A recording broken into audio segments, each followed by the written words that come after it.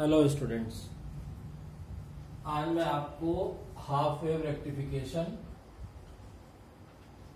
पे कुछ न्यूमेरिकल्स कराता हूँ। हाफ वेव रेक्टिफिकेशन, इसकी थ्योरी और इसके कॉन्सेप्ट के बारे में मैं अपनी प्रीवियस वीडियो में आपको भेज चुका हूँ। उसमें शायद 2-3 पॉइंट्स एडिटिंग या किसी प्रॉब्लम की वजह से मैंने देखा कि रह गए थे, तो उसको आज यहाँ कवर करते हैं, उसके बाद न्यूमेरिकल करेंगे। तो उसमें जो हम लोगों ने जितने भी उसमें पॉइंट्स कवर किए थे, उसके बाद नेक्स्ट जो पॉइंट रह जाता है वो एक रह जाता है आपका कि हाफ वेव रेक्टिफायर की एफिशिएंसी, ठीक है ना, एफिशिएंसी ऑफ ए एफिशिएंसी, ठीक है। तो किसी भी हाफ वेव रेक्टिफायर की एफिशिएंसी की जब आप बात करेंगे तो आपको मालूम है कि सिंपली एफिशिएंसी क्या होती है। यहाँ पे हाफ वेव रेक्टिफायर के केस में एफिशिएंसी को डिनोट करते हैं ईटा से, and that is equal to power output, जो डीसी पावर आउटपुट होती है, और डिवाइडेड बाय जो आप इनपुट करते हैं, पावर इनपुट जो एसी आप इनपुट करते हैं, इंटू 100 आप कर देंगे अगर आपको परसेंटेज में आंसर चाहिए तो, ठीक है। तो अब जब यहाँ पे आप पावर आउटपुट और पावर इनपुट का फॉर्मूला रखेंगे तो आपका आ जाएगा eta is equal to I square DC into R L upon P I का आप रखेंगे तो ये आ जाएगा आपका I square R M S into R L plus ये आपका डायोड रेजिस्टेंस, और प्लस ये आपका हो जाएगा जो R2 जो मैंने सर्किट ड्रॉ किया था वो, ठीक है। तो जब आप इनको रखेंगे, अच्छा इसमें आप क्या करेंगे, जब वैल्यूज रख के आप कैलकुलेट करेंगे तो that will comes equal to, simplify करके जब आप देखेंगे तो it will come equal to 40.53, क्योंकि इसके पीछे के IRMS की वैल्यू, IDC की वैल्यू, ये सारा मैं प्रीवियस वीडियो में डिस्कस कर चुका हूं। तो ये आपका आएगा 40.53 1 plus RF plus R2 upon RL into 100, अगर हम परसेंटेज में हमको एफिशिएंसी चाहिए तो। अब यहाँ पे फिर वही अप्रोक्सीमेशन, अगर आपने ये एज्यूम किया, if you assume that if RL is greater than RF plus R2, तो क्या होगा, ये अगर बहुत छोटा है इसके कंपैरिजन में तो ये पूरी वैल्यू क्या हो जाएगी बहुत ही स्मॉल वैल्यू हो जाएगी। तो या दूसरी तरह से आप कह सकते हैं कि हम इसको निगलेक्ट कर सकते हैं, तो जो इस केस में आपका ईटा सीधा सीधा आ जाएगा 40.53%, 40.53%। तो ये हाफ वेव रेक्टिफायर की एफिशिएंसी होती है, ठीक है। उसके बाद जो नेक्स्ट पॉइंट आता है हमारा, वो आता है आपका कि ट्रांसफार्मर यूटिलाइजेशन फैक्टर, ठीक है, कि जो हम ट्रांसफार्मर लगाते हैं, जो सर्किट बनाया था उसका यूटिलाइजेशन फैक्टर। तो इसको जब आप कैलकुलेट करेंगे ट्रांसफार्मर यूटिलाइजेशन फैक्टर, तो उसकी जो वैल्यू आएगी, देखिए सर्किट मैंने प्रीवियस वीडियो में ड्रॉ किया था, उसमें आपने देखा था एक स्टेप डाउन ट्रांसफार्मर हम लोगों ने यूज किया था, ये इनपुट सप्लाई आई थी, ठीक है, और ये ट्रांसफार्मर लगा हुआ था, ये इसकी सेकेंडरी वाइंडिंग, और फिर यहां जाके आपका रेक्टिफायर का सर्किट था, ठीक है। ये आपका रेक्टिफायर, ये लोड रेजिस्टेंस, ये आपने प्रीवियस वीडियो में, और यहाँ पे आपका RF हो गया, ठीक है, या यहां बना दीजिए। तो ये सर्किट में ड्रॉ कर चुका हूं। तो सेकेंड जो है वो है आपका क्या, transformer utilization factor. Transformer utilization factor क्या होता है, इसको शॉर्ट में लिखते हैं TUF, इसको आप लिख सकते हैं ट्रांसफार्मर यूटिलाइजेशन फैक्टर। तो इसका जो फॉर्मूला होता है, या इसको जब आप डिफाइन करेंगे तो TUF क्या होता है, ये होता है आपका पावर आउटपुट, अभी जो हमने कंसीडर किया था DC में, divided by volt ampere rating of transformer, ठीक, वही जो ये एक तरह से इनपुट हो गया, ये आपका आउटपुट हो गया। तो जब इसको आप कैलकुलेट करेंगे तो ये सिंपली आपका ये फॉर्मूला निकल के आएगा, TUF इज इक्वल टू आ जाएगा आपका 2√2 upon pi square, 2√2 upon pi square into 1/1 plus 1/1 plus RF plus R2/RL। ये फॉर्मूला आएगा ट्रांसफार्मर यूटिलाइजेशन फैक्टर का। इसमें फिर अगर आप वही सेम अप्रोक्सीमेशन यूज करेंगे, if RL is greater than RF plus R2, ठीक, तो ये TUF कितना निकल के आएगा, इट विल बिकम, ये आपका बहुत स्मॉल क्वांटिटी हो जाएगी, इसको निगलेक्ट कर देंगे, 1 रह गया, यानी ये रह जाएगा आपका 2√2/π²। इसकी आप वैल्यू रख के कैलकुलेट करेंगे तो इट विल कम अक्रॉस 0.287, यानी TUF जो हाफ वेव रेक्टिफायर का आता है वो आएगा आपका 0.287। अगर परसेंटेज में आप इसको रिप्रेजेंट करेंगे तो दैट विल कम अक्रॉस 28.7%। ये इसका ट्रांसफार्मर यूटिलाइजेशन फैक्टर हो गया, ठीक। उसके बाद नेक्स्ट चीज आती है, वो होती है peak inverse voltage, PIV, peak inverse voltage.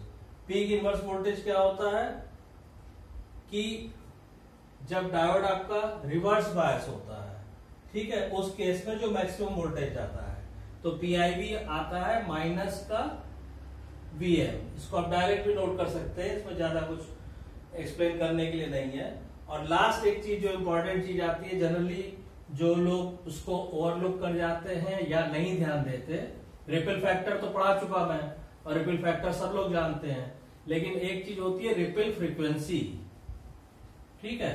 तो इसमें आप चौथा पॉइंट लिख सकते हैं, रिपल फ्रीक्वेंसी, ठीक है। तो रिपल फ्रीक्वेंसी को आप चाहे तो नोट डाउन कर सकते हैं। रिपल फ्रीक्वेंसी क्या होती है, the frequency of the pulsating load voltage is known as ripple frequency.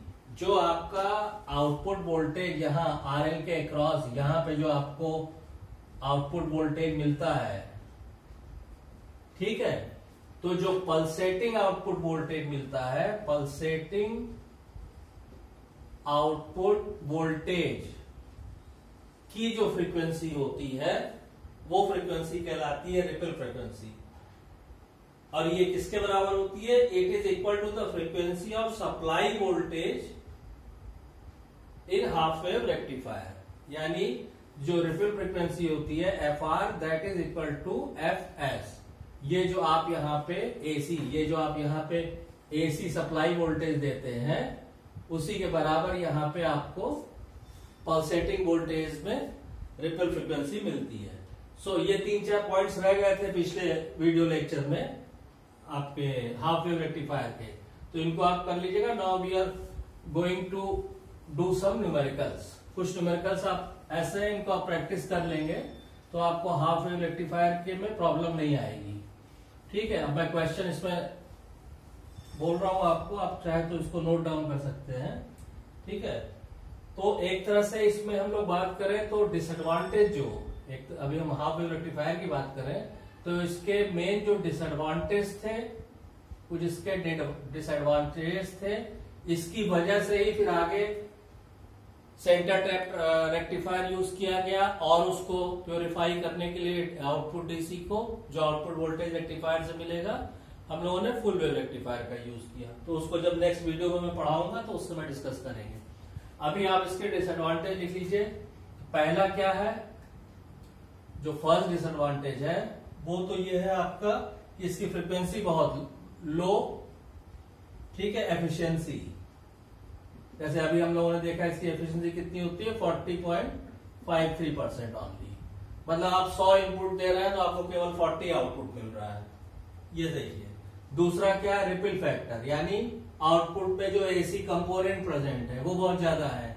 इसमें आप लिखिए रिपल फैक्टर, रिपल फैक्टर, ये इसका कितना होता है, 1.21, ठीक है। तो ये हो गया। नेक्स्ट जो थर्ड पॉइंट है इसका हाफ वेव रेक्टिफायर का जो डिसएडवांटेज में, वो आप लिख सकते हैं TUF, लो TUF।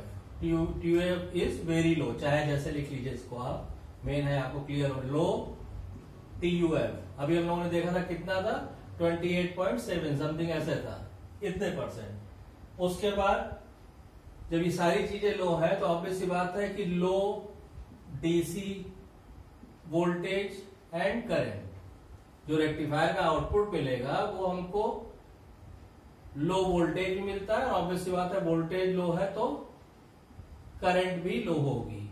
और जो पांचवा डिसएडवांटेज है वो ये है कि possibility of transformer core saturation due to unidirectional current flow.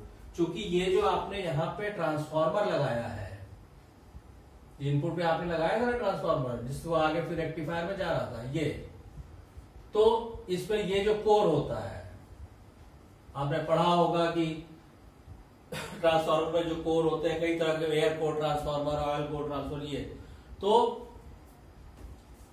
Core इसमें क्या है, यूनिट, चूंकि डायरेक्शन केवल भाई सर्किट में एक ही करंट में फ्लो करती है, जब ये पॉजिटिव निगेटिव होगा तभी ये डायोड करंट फ्लो होने देगा।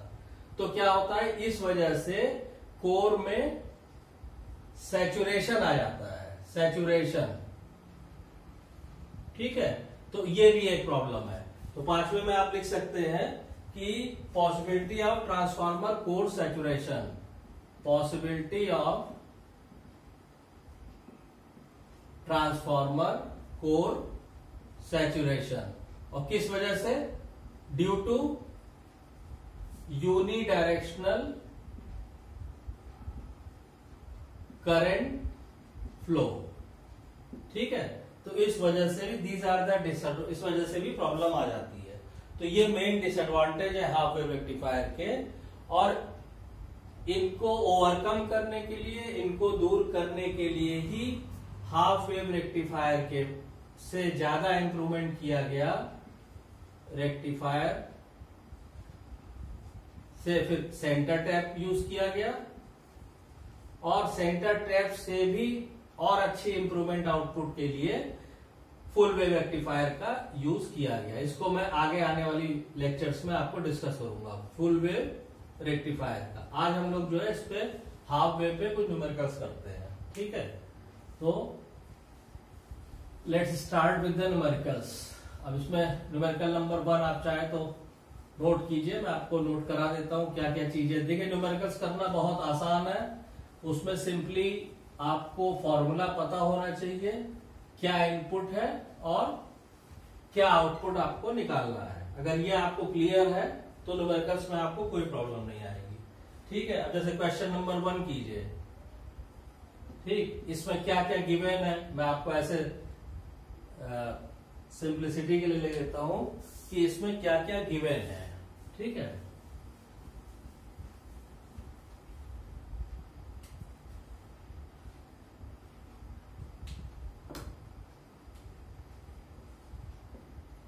गिवन, ठीक। अब इसमें आप नोट डाउन कीजिए कि for half wave rectifier circuit the transformer used as a turn ratio.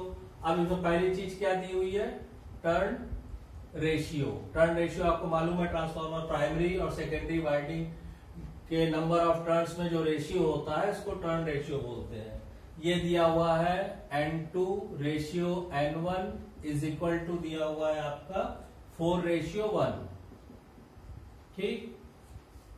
Load resistance कितना दिया हुआ है, RL is given 1 kilo, clear. अब हमें निकालना क्या क्या है, कैलकुलेट द एवरेज करंट यानी IDC, load voltage VL, RMS current IRMS,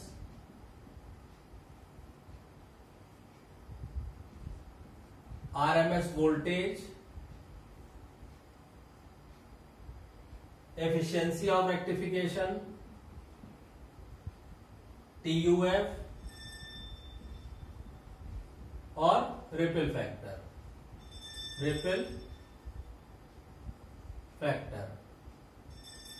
ठीक है।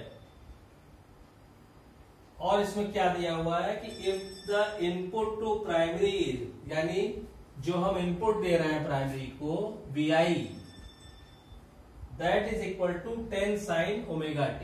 10 साइन ओमेगा टी। और उसमें एक चीज ये दी हुई है, अज्यूम आइडियल डायोड। तो आइडियल डायोड अज्यूम, ये तो क्वेश्चन में गिवन है, ठीक। अब हम सॉल्यूशन की बात करें तो देखिए सबसे पहली चीज क्या निकल के आई, अज्यूम आइडियल डायोड का मतलब क्या हुआ कि आरएफ डायोड का जो रेजिस्टेंस है वो क्या हो गया, 0 हो गया, ठीक। अब इसके बाद आप क्या करेंगे कि इसके बाद आप 1 बाय 1 कैलकुलेशन करना आप शुरू कीजिए। तो सबसे पहले आप क्या करेंगे, आपको मालूम है कि हमें मालूम है ट्रांसफार्मर केस में क्या होता है कि N2 upon N1 is equal to V2 upon V1 होता है। यहां से अगर हम V2 कैलकुलेट करेंगे तो V2 क्या हो जाएगा, N2 upon N1 into V1। N2 upon N1 कितना है, 4 अपॉन 1 इंटू V1 कितना दिया है, 10, ठीक। तो V2 हमारा क्या आ जाएगा, सीधा सीधा 40 वोल्ट। एक चीज हो गई। अब आ जाइए सेकेंड पे, एवरेज लोड वोल्टेज। तो हमें मालूम है कि VL average is equal to क्या हो जाएगा, VM अपॉन पाई आएगा। तो VM कितना आ चुका है, 40 वोल्ट। तो VM upon pi 40 upon pi, इसको कैलकुलेट करेंगे, ये आ जाएगा आपका 12.73, ठीक।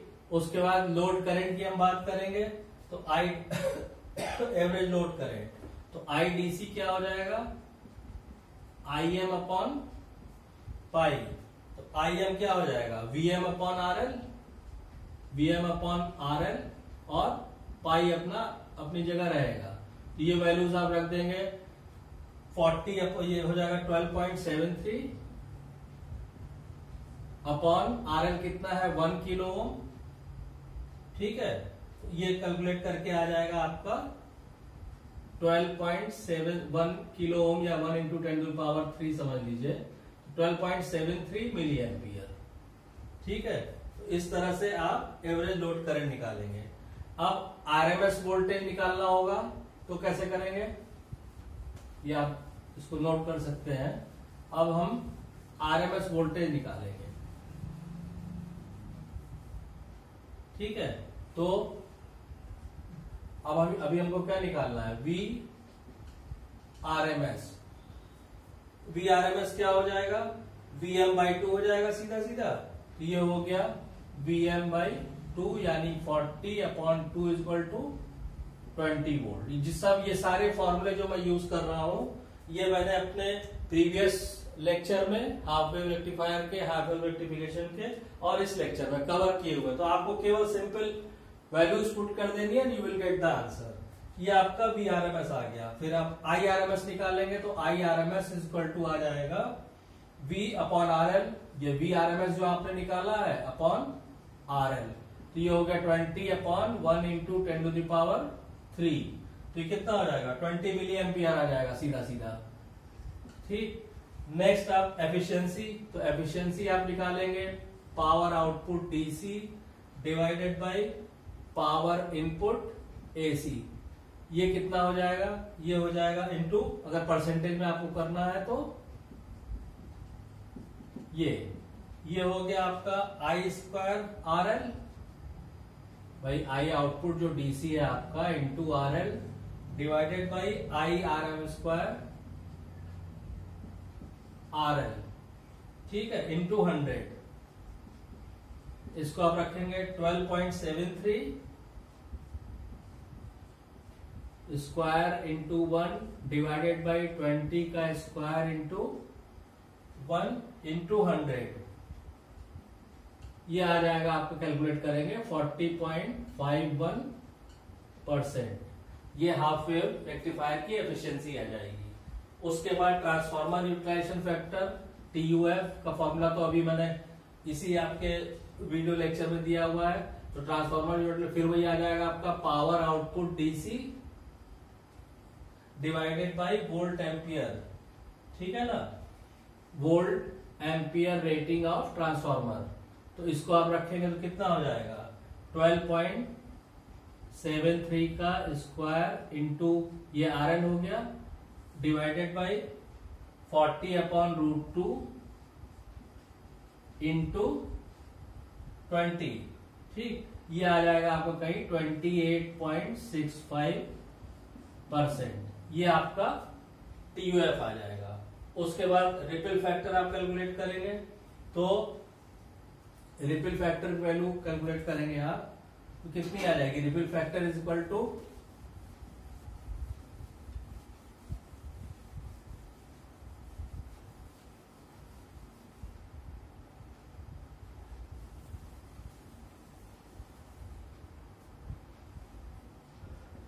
रिपल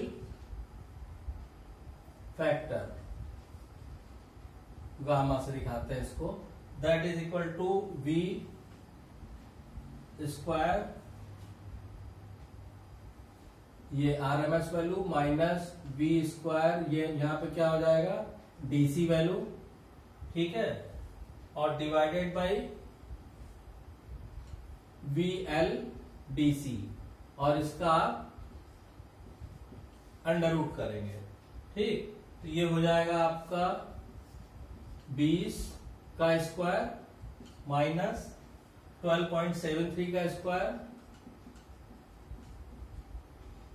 इसका अंडर रूट डिवाइडेड बाई 12.73, ये आ जाएगा आपका रिपल फैक्टर 121%, 121 आएगा, और अगर आप परसेंटेज में बात करेंगे तो इट विल कम 121%, ये रिपल फैक्टर हो गया।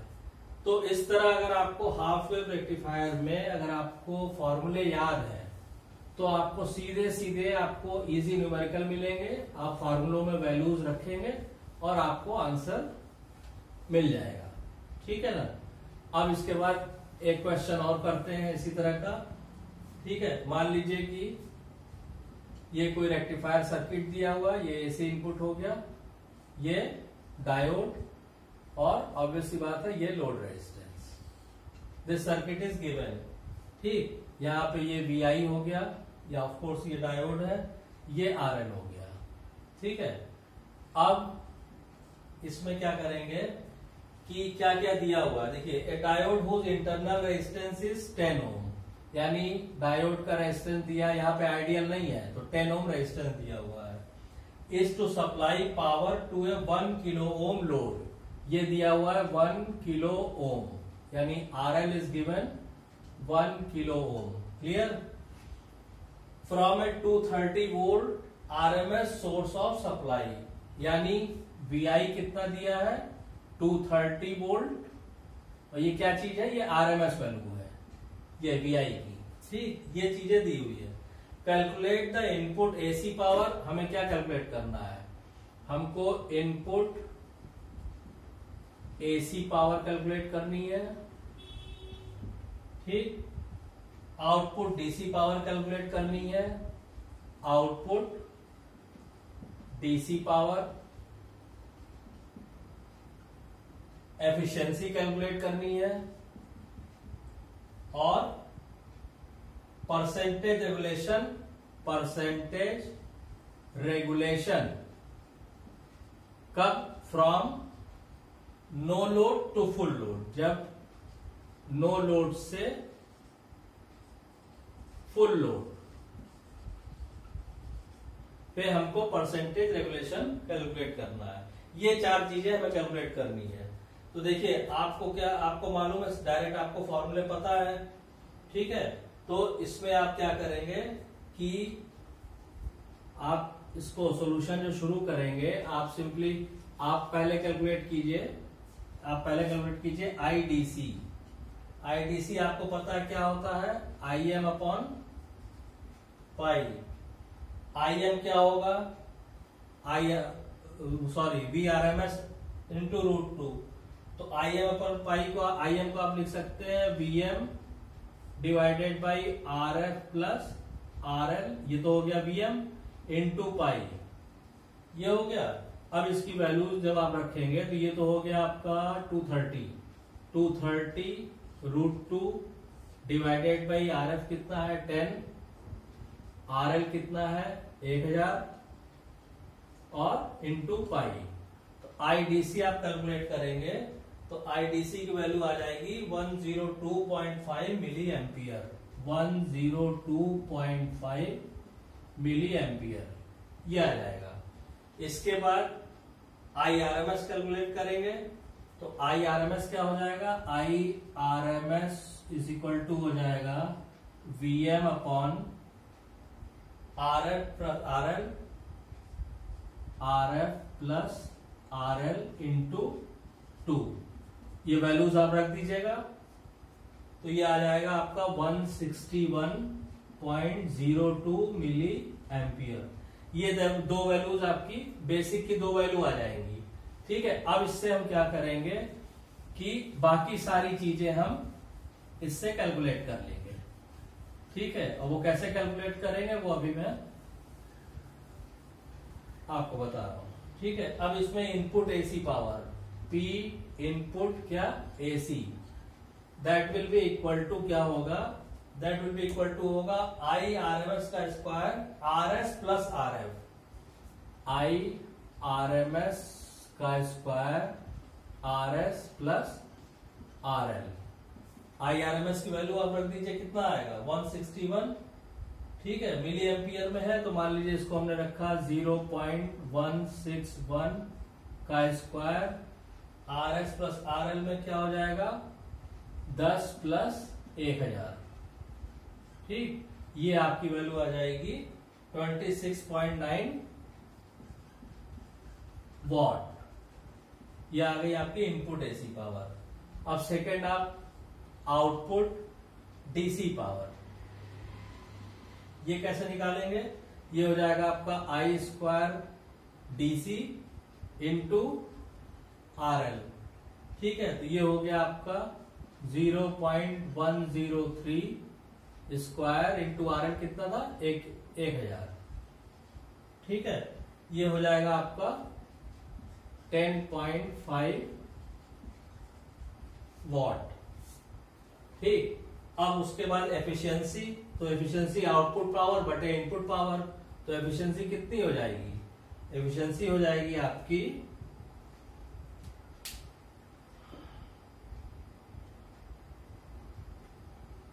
पावर आउटपुट DC बटे पावर इनपुट AC। सिंपल आप इसको कैलकुलेट कर देंगे। अभी जो हमने प्रीवियस कैलकुलेशन किया है 10.5 डिवाइडेड बाई 26.9 इंटू 100, अगर हमें परसेंटेज में रिजल्ट चाहिए तो ये आ जाएगा आपका 39.03%। ठीक, अब उसके बाद लास्ट जो आपका रह गया लोड रेगुलेशन। तो लोड रेगुलेशन का फॉर्मूला भी मैं डिस्कस कर चुका हूं अपने लेक्चर में। तो लोड रेगुलेशन आप कैलकुलेट करेंगे तो ये आ जाएगा आपका, कितना आएगा, ये आएगा आपका, ये कह रहा है and percentage regulation from no load to full load. तो यहां पे सिंपली हम क्या करेंगे, जो हमारे पास फॉर्मूला है परसेंटेज रेगुलेशन का, वो से V no load minus V full load upon V full load into 100%। इस फॉर्मूले में आप वैल्यू रख देंगे तो इजिली आप इसको कैलकुलेट कर लेंगे। इट विल कम 1%। ठीक है ना, जो इसका आंसर आ जाएगा वो आ जाएगा आपका 1%। आप डायरेक्ट वैल्यू रखेंगे आपको इसकी वैल्यू निकल के आ जाएगी। ठीक है, तो ये हो गया आपका दूसरा न्यूमेरिकल। इस तरह से छोटे छोटे न्यूमेरिकल्स को आप प्रैक्टिस करेंगे तो आपको हाफ वेव रेक्टिफायर के न्यूमेरिकल्स में कोई प्रॉब्लम नहीं आएगी। अच्छा, उसके बाद नेक्स्ट क्वेश्चन कीजिए। नेक्स्ट क्वेश्चन में जो दिया हुआ है क्वेश्चन नंबर से 3rd। ठीक है, इसमें क्या दिया हुआ है, A circuit is connected to a 230 volt main supply by a transformer of 1:4 turn ratio। यानी कि देखिए इसमें क्या गिवन है, N2 to N1 1:4, यानी इसमें क्या क्या चीजें गिवन है वो आप लिखिए। क्वेश्चन 3rd, इसमें है आपका V दिया हुआ है 230 वोल्ट RMS।